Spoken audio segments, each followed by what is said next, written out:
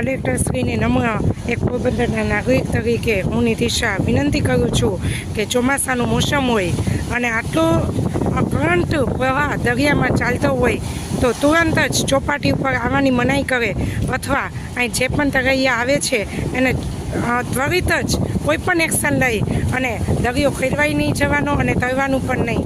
એ માટે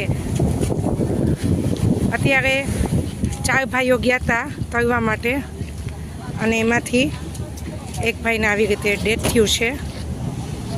અહીં ચેતવણી આપવા છતાં પણ કોઈ માન્ય રાખવામાં આવી નથી. તમે જોઈ શકો છો એમ્બ્યુલન્સ પણ આવી છે અને અત્યારે પોલીસ ખાતું પણ હાજર થયું છે. આ ઘટનાને લગભગ કલાક જેવો સમય થઈ ગયો છે. તો કલેક્ટરશ્રીને નમ્ર વિનંતી કરીએ કે આ બનાવ ઉપર તરત જ નજર નાખી અને ત્વરિત એક્શન લે.